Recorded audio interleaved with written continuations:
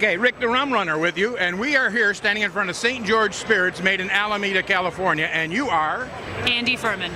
Andy, now, how are you involved in the making of it? Are you? I work at the distillery. I've worked there for about 8.5 years. So you make basically all or many of these products? We make big, beautiful spirits, and we've been doing it for 32 years. 32 years spirit making, and definitely would fall in that craft class. Is that actually your setup back there in the picture? Yeah, so we'll definitely have to get a shot of that, or I don't know what you're picking up there. Yeah, sorry, I'm dropping stuff. So I've been blogging American-made rums now for coming up on 2 years, and it's grown from what I figured would be a couple of distillers to over 200.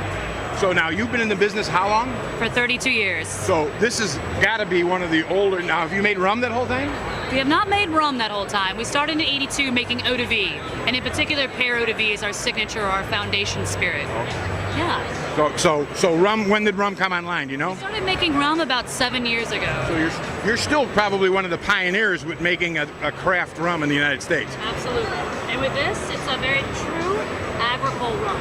So it's funky, it's grassy, it's green, it's briny, it's all of those things. She's describing what I'm smelling. Yeah. And it's all California grown sugarcane, so we're very fortunate. It's grown in the Imperial Valley, so right in between the Colorado River and the Salton Sea in Southern California.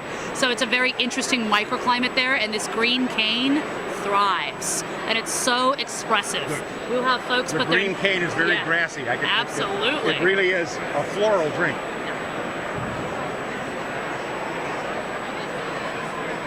Oh, you almost expect it to bite, and then all of a sudden it just lays so nice. Yeah. I actually brought something special too. We just bottled up 4 years in the cask, so French oak, so I'd love to taste you on some of the barrel aged of the California agricole as well. That sounds interesting.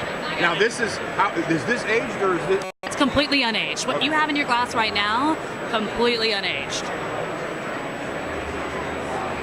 Yeah, I could definitely recommend this and this is something, again, many times white rums are made to be mixers.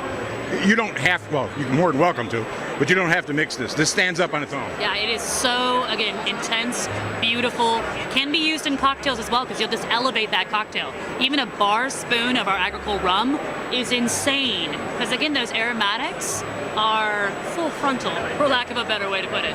It's funny because as we're talking here, and I'm holding the glass even away from, I still get the aromas. This is one of the strongest aromaed rums I've had in a long time.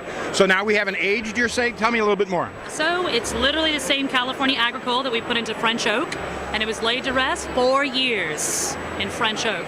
So 4 years, still very expressive. It's interesting to see the shift or to smell the shift, but it's still very much true to that California sugarcane. It's an eau de vie of that cane. Oh, that is.